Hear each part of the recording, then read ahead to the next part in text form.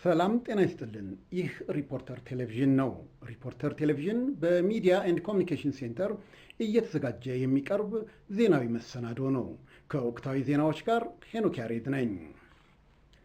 የአማራ ብሔር ተወላጆችን ከቤኒሻንጉል ጉሙዝ ክልል ካማሽ ዞን ያሶ ወረዳ እንዲፈናቀሉና እንግልት እንዲደርስባቸዋል አድርገዋል የተባሉ የዞንና የወረዳ ኃላፊዎች መባረራቸውና ተፈናቃዮችም ወደ ነበሩበት መመለሳቸውን የካማሽ ዞን አስታወቀም። የካማሽ ዞን አስተዳዳሪው አቶ መልከጅ ባጋሎንን ጨምሮ የያሶ ወረዳ 5 ኃላፊዎች መባረራቸውን አዲስ የተሾሙት የዞኑ አስተዳዳሪ አቶ አበበ ዱቤ ለሪፖርተር ተናግረዋል። ከ15 ቀናት በላይ በፍኖተ ሰላም መጠለያ የነበሩት ተፈናቃዮቹ ከሚያዝያ 2 ቀን 2005 ዓ.ም ጀምሮ ወደ ቤኒሻንጉል እየተመለሱና የማረጋጋት ስራም እየተሰራ መሆኑን አዲሱ አስተዳዳሪ ገልጸዋል።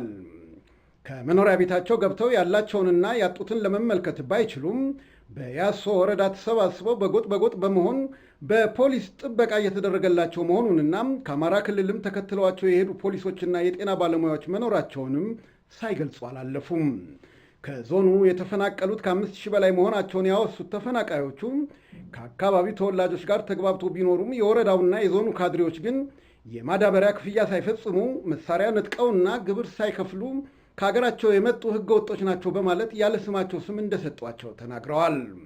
ለዓመታት የኖሩበትንም ቤት ሳይዘጉት ገበያ እንደወጡ ውሃ ሊቀዱ እንደወረዱ በኃይል አስገድደው እንዳፈናቀሏቸውም አስረድተዋል። ዳግም ተመሳሳይ ችግር እንዳይፈጠር ምን እንደታሰበ ማብራሪያ እንዲሰጡን የክልሉን ፕሬዝዳንት አቶ አህመድ ናስርና ምክትላቸውን አምባሳደር ምስጋኑ አረጋን ለማነጋገር ያደረግነው ጥረት ስብሰባ ላይ መሆናቸውን ከማወቅ በዘለለም ምላሽ ማግኘት አልተቻለም።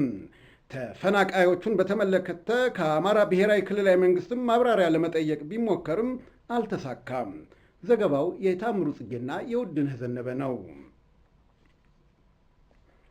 ኢትዮጵያና ኳታር ከዚህ ቀደም ባጋጫቸው የሶማሊያና አጠቃላይ የአፍሪካ ቀንድ ሰላም ላይ በጋራ ለመስራት ተስማሙ።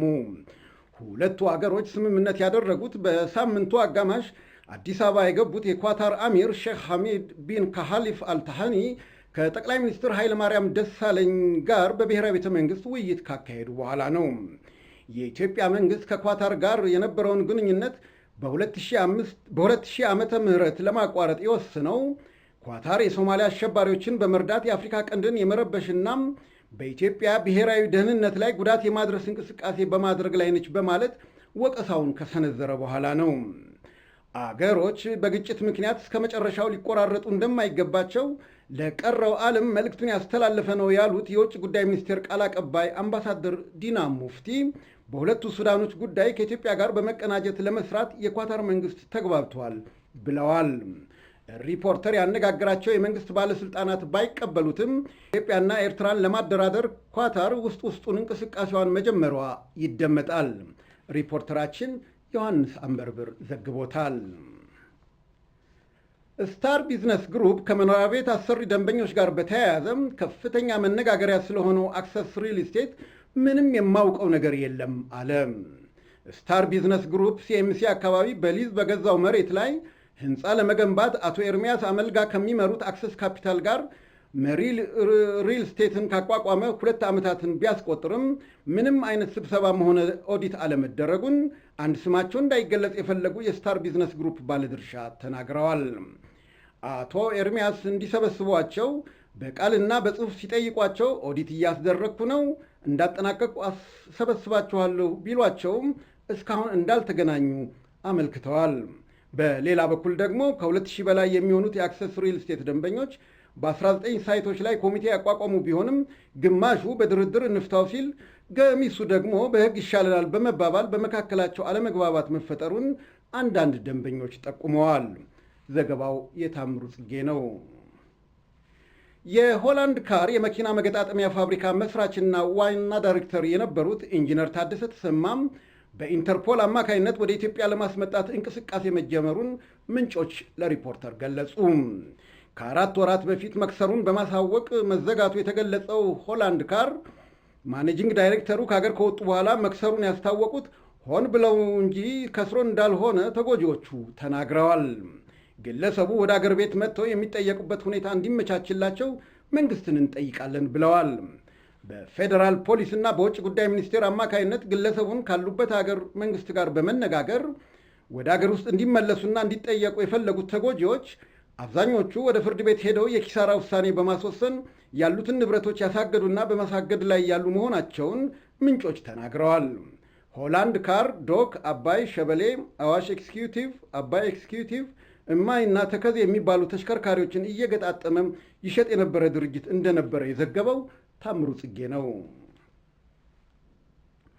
በከንቲባ ኩማ ደመቅሳ የሚመራው የአዲስ አበባ ከተማ ካቢኔ በ5 ዓመት ጊዜ ውስጥ 120 ዓመት ከተሰራው የበለጠ ሰርቻለሁ አለ።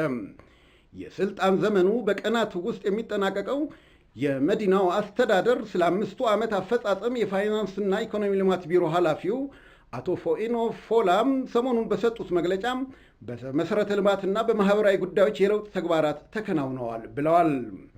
ስልጣኑን ከባላደራው አስተዳደር ከመረከቡ በፊት በነበሩት 120 ዓመታት ከ50 በመቶ በልጦ የማያውቀው የከተማይቱ ውሃ ሽፋን 94 በመቶ መድረሱን ኃላፊው ቢገልጹም የመዲናዋ ነዋሪዎች ግን ውሃ የማይጠፋባቸው አካባቢዎች ጭምር እየጠፋ ባለበት ሁኔታ ሽፋኑ ጨመረ ማለት ምን ማለት ነው? የትራንስፖርት ችግርም አሳሳቢ ሆኖ እየታየ ለውጡ የታለ ሲሉ ጠይቀዋል። ሪፖርተራችን ያነጋገራቸው የአስተዳደሩ ሰራተኞችም አስተዳደሩ የቱንም ያህል ተሰራ ቢልም ስራዎቹ አንገት ቀና የማያስደርጉና ህብረተሰቡም የተባባሰ ችግር ውስጥ ሆኖ እያለ ተሰራ ሊባል አይችልም ብለዋል። በቤት ግንባታም በ5 ዓመታት ውስጥ 74206 ቤቶችን ገንብቶ እንደ ስኬት መቁጠሩና ብዙ የተነገረለት የ40/60 እና የ10/90 ቤቶች ፕሮግራም ከወሬ ባለፈ በተግባር አለመታየቱ አሳሳቢ ጉዳይ መሆኑንም ያነጋገርናቸው ቤት አልባዎች አውግተውናል። አስተዳደሩ በግንባር ቀደም የሚያነሳቸው የመልካም አስተዳደር እጦትና ኪራይ ሰብሳቢነት በሚያዝያ 6 እና በሚያዝያ 13 ምርጫዎች ከተማውን የሚረከበው አስተዳደር መጋፈጥ እንደሚጠበቅበት እየተነገረ መሆኑን ሪፖርተራችን ውድነህ ዘነበ ዘግቧል። የአዲስ አበባ ንግድና ዘርፍ ማህበራት ምክር ቤት የራሱን ህንፃ ለመገንባት የሚያስችለው መሬት እንዲሰጠው ለአዲስ አበባ ከተማ ከንቲባ ጥያቄ አቀረበ። ምክር ቤቱ ከ50 ዓመታት በላይ ሲገለገልበት ከቆየው የኢትዮጵያ ንግድ ዘርፍ ማህበራት ህንፃ ለመውጣት የራሱን ህንፃ ለመገንባት በያዘው እቅድ መሰረት ባለፈው ሳምንት ዲዛይኑን ሲመርጥ ለከንቲባ ኩማ ደመቅሳ የመገንቢያ ቦታ ይሰጠኝ ጥያቄውን በፕሬዝዳንቱ አቶ አያሌው ዘገየ በኩል ሚያዝያ 2 ቀን 2005 ዓ.ም አቅርቧል። ከ120 ሚሊዮን ብር በላይ ለሚፈጀው የህንፃ ግንባታ የተጠየቀው ባለ 3000 ካሬ ሜትር ቦታ የሚገኘውም ሜክሲኮ አደባባይ አካባቢ ቶታል ነዳጅ ማደያ ጎን ነው። ይህ በእንዲህ እንዳለም የኢትዮጵያ ንግድና ዘርፍ ማህበራት ምክር ቤት አዲስ ህንፃ ለማስገንባት እቅድ መያዙንና ለዚሁ ስራ አንድ ኮሚቴ ለማቋቋም እንቅስቃሴ መጀመሩን የዘገበው ዳዊት ታዬ ነው። በሽብር ተግባር ተፈርዶባት በእስር ላይ የምትገኘው ጋዜጠኛ ርዕዮት ዓለሙ በጤና ባለሙያ እንድትታይ መንግስት ተጠየቀ። በከፍተኛ የጤና መታወቅ ውስጥ መሆኗንና ይህም ለህይወቱ አስጊ መሆኑን የጋዜጠኞች መብት ተከራካሪ በመባል የሚታወቀው ሲፒጄ የተሰኘው ዓለም አቀፍ ተቋም ለፍትህ ሚኒስትሩ በላከው ደብዳቤ አስታውቋል።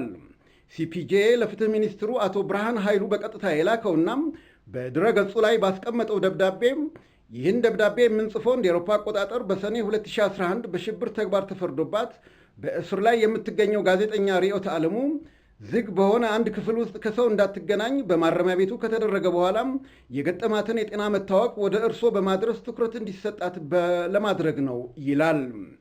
ርዕዮት የጡት ካንሰር ሕክምና የሚያስፈልጋት መሆኑ በተደረገላት ምርመራ በግልጽ እንደሚታወቅ የጠቀሰው ደብዳቤው ማረሚያ ቤት ከገባች ወዲህ የሕክምና ባለሙያ እንዳያያት መደረጉን በማውሳት ኢትዮጵያ የሰብአዊ መብቶችን ለማክበርና ዲሞክራሲያዊ ስርዓትን ለመገንባት የገባችውን ቃል ጋዜጠኛ ርዕዮት ያለችበትን ሁኔታ መፍትሄ በመስጠት እንድትሟላ በጥብቅ እንጠይቀውታለን በማለት የሲፒጄ ስራ አስፈጻሚ ዳይሬክተር ጆኤል ሲሞን የላኩት ደብዳቤ ያስረዳል።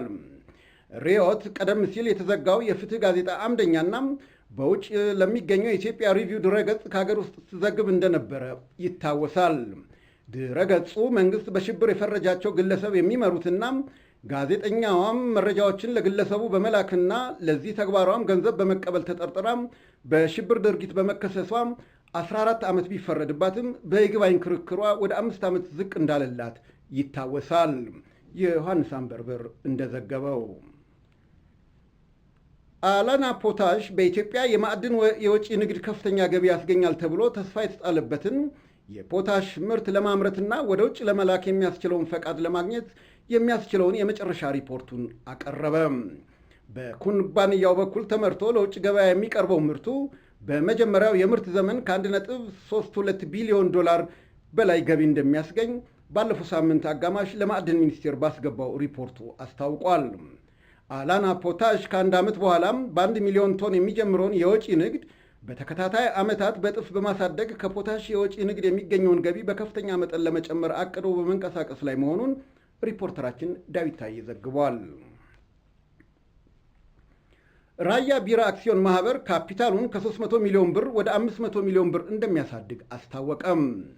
ከኩባንያው በግለሰብ ደረጃ ከፍተኛውን አክሲዮን ያላቸው አቶ ዳዊት ገብረ እግዚአብሔር ያላቸውን የአክሲዮን መጠን ወደ 125 ሚሊዮን ብር እንደሚያሳድጉት የተገለጸው ሚያዝያ 5 ቀን 2005 ዓ.ም ለጠቅላላ ጉባኤ መቅረቡን ተከትሎ ነው። የ55 ሚሊዮን ብር አክሲዮን በመግዛት የኩባንያው የ22 በመቶ የባለቤትነት ድርሻ ይዘው የቆዩት አቶ ዳዊት ተጨማሪ የ70 ሚሊዮን ብር አክሲዮን በመግዛት የባለቤትነት ድርሻቸውን አሳድገዋል። እስካሁን ባለው መረጃ ቢጂአይ ኢትዮጵያ በራያ ቢራ ውስጥ 30 በመቶ የአክሲዮን ድርሻ ይዟል። በኢትዮጵያ የአክሲዮን ኩባንያዎች እንቅስቃሴ አንድ ግለሰብ በዚህን ያህል መጠን አክሲዮን የገዛ ያለመኖሩ ተጠቃሽ የሆኑት ባለሀብቱ ከአክሲዮን በሚያገኙት ትርፍ በተለያዩ ከተሞች ለመገንባት ላቀዱት የባህልና የቋንቋ ምርምር ተቋም እንደሚያውሉት ከዚህ ቀደም መግለጻቸው ይታወሳል። የራያ ቢራ ካፒታልን ለማሳደግ የተፈለገው የፋብሪካውን አቅም በማሳደግ ቀደም ብሎ የታሰበውን ዓመታዊ ምርት ከ300,000 ሄክቶ ሊትር ወደ 600,000 ሄክቶ ሊትር ለማሳደግ እንደሆነም ተጠቁመዋል። ዘገባው የዳዊት ታዬ ነው። ዘመናዊ ሆቴሎችን በመገንባት የሚታወቀው የህንዱ ሲኤችኤል ሊሚትድ ከዋቢ ሸበሌ ሆቴል አጠገብ ተሰጥቶት በነበረው ቦታ ምትክ ሌላ ተለዋጭ መሬት እንዲሰጠው የአዲስ አበባ አስተዳደር ካቢኔ ወሰነ። ምትክ እንዲሰጠው የተወሰነው ኩባንያው አስቀድሞ በተሰጠው ቦታ ላይ ብዙ የሚነሱ ሰዎች አሉ በሚል ምክንያት ባቀረበው ቅሬታ መሰረት ነው። የከተማው መሬት ልማትና ማኔጅመንት ቢሮ መጋቢት 26 ቀን 2005 ዓ.ም ለሲኤችኤል በጻፈው ደብዳቤም በልደታ ክፍለ ከተማ ወረዳ 8 ሰንጋተራ አካባቢ 14926 ካሬ ሜትር ተለዋጭ ቦታ እንደተሰጠው ገልጾለታል። ለመሬቱም በአንድ ካሬ 1726 ብር ከ88 ሳንቲም ክፍያ የሚፈጽም ሲሆን የቦታው ላይ ዓለም አቀፍ ደረጃውን ያሟላ ባለ 5 ኮከብ ሆቴል ይገነባል ተብሏል። በተያያዘ ዜና ለሲኤችኤል ተሰጥቶት በነበረው የቀድሞ ቦታ በ1997 ዓ.ም የሚድሮክ ቴክኖሎጂ ግሩፑ ሁዳ ሪል ስቴት ከ20 ፎቅ በላይ ከፍታ ያላቸው መንትያ ህንፃ ለመገንባት ውል ገብቶ የነበረ ቢሆንም ተግባራዊ ባለማድረጉ የአዲስ አበባ አስተዳደር ህዳር 25 ቀን 2005 ዓ.ም ካርታውን ማምከኑን አስታውቋል። ይሁን እንጂ የሁዳ ካርታ መምከኑ ቢነገርም ቦታው መሬት ባንክ መግባት አለመግባቱ የታወቀ ነገር እንደሌለ ምንጮች መግለጻቸውን ሪፖርተራችን ውድነህ ዘነበ ዘግቧል። የኢትዮጵያ የቱሪዝም ኢንዱስትሪን ለማሳደግ መንግስት ከ21.4 ሚሊዮን ዶላር በላይ የሚሆን የቀረጥ ማበረታቻ ማድረጉን የባህልና ቱሪዝም ሚኒስቴር ቢገልጽም የዘርፉ ተዋናዮች ግን ማበረታቻው በቂ አይደለም አሉ። የአገሪቱን የቱሪዝም ኢንዱስትሪ በሚመለከት መጋቢት 30 ቀን በተደረገው የመንግስትና የግል ዘርፍ የምክክር መድረክ ላይ ባለፉት 5 ዓመታት 451 ተሽከርካሪዎች ከቀረጥ ነፃ እንዲገቡ መደረጉን ተነግሯል። ለዘርፉ የሚሆኑ የኮንስትራክሽን ግብዓቶች፣ የካፒታል ዕቃዎችና የመሳሰሉ ምርቶችን ከቀረጥ ነፃ በማስገባት መንግስት ማግኘት የነበረበት 21.48 ሚሊዮን ዶላር እንዲቀርብበት በማድረግ እገዛ ማድረጉንም ሚኒስቴሩ አስታውቋል። የአስጎብኚ ድርጅቶች ማህበር ፕሬዚዳንት አቶ ፍጹም ገዛኸኝ በበኩላቸው ሚኒስቴሩ ኢንዱስትሪውን ለማሳደግ ያደረገው ማበረታቻ መልካም ቢሆንም ማበረታቻው በቂ አለመሆኑንና ማበረታቻው ከዚህ በላይ ቢሆን ኖሮ ከዘርፉ አሁን ከሚገኘው በላይ ይገኝ ነበር ብለዋል። ሌሎች ማነቆዎችም ሊወገዱ ይገባል ያሉት አቶ ፍጹም እንደ ምሳሌ ያነሱት በ2003 ዓ.ም ሚኒስቴሩ ለ300 አስጎብኚ ድርጅቶች እውቅና መስጠቱንና በ2005 ዓ.ም ወይም ከ2 ዓመት በኋላ ቁጥሩ 310 ደርሷል መባሉ ይሄ እድገትን ያመላከተ ነው ብሎ ለመቀበል የሚከብድ መሆኑን ሳያሰምሩበት አላለፉም። በንግዱ ህብረተሰብ የቀረቡ ጥያቄዎች መሰረት በማድረግ መስተካከል ያለባቸውን ለማስተካከል ጥረት እንደሚደረግም ሚኒስቴሩ ቃል ገብቷል። የዳዊት ታዬ ዘገባ ነው። በመጨረሻም ስፖርት።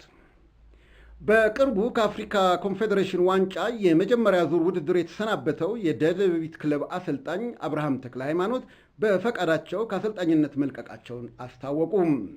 ደደቢትን የለቀኩት ማንም ጫና ሳያደርግብኝ በራሴና በራሴ ፍላጎት ነው የሚሉት አሰልጣኙ ከሚያዝያ 3 ቀን 2005 ዓ.ም ጀምሮ ከኃላፊነታቸው ለመልቀቅ የወሰኑት ለግል ስራቸው መሆኑን ለሪፖርተራችን ነግረውታል። ክለቡም ጥያቄያቸውን መቀበሉን አስታውቋል። በአሰልጣኝ አብርሃም ይሰለጥን የነበረው ደደቢት መሰንበቻውን ከአፍሪካ ኮንፌዴሬሽን ዋንጫ ማጣሪያ በሱዳኑ አልሃሊ ሼንዲ በድምር ውጤት 1-0 ተሸንፎ መውጣቱ ይታወቃል። አቶ አብርሃም ከብሔራዊ ሴቶች ቡድን አሰልጣኝነታቸው በፊት ኢትዮጵያ ቡናን ጨምሮ 4 የክልል ቡድኖችና ብሔራዊ ታዳጊ ቡድን ማሰልጠናቸው ይታወሳል። ዘገባው የደረጀ ጠገናው ነው። የተከበራችሁ ተመልካቾቻችን ወቅታዊ ዜናዎቻችን እነዚህ ናቸው። ተጨማሪና ዝርዝር ዜናዎችን ሌሎችንም አምዶቻችንን በኢትዮጵያን ሪፖርተር .com እንድትከታተሉ በአክብሮት እንጋብዛለን። መልካም የሥራ ሳምንት። ጤና ይስጥልኝ።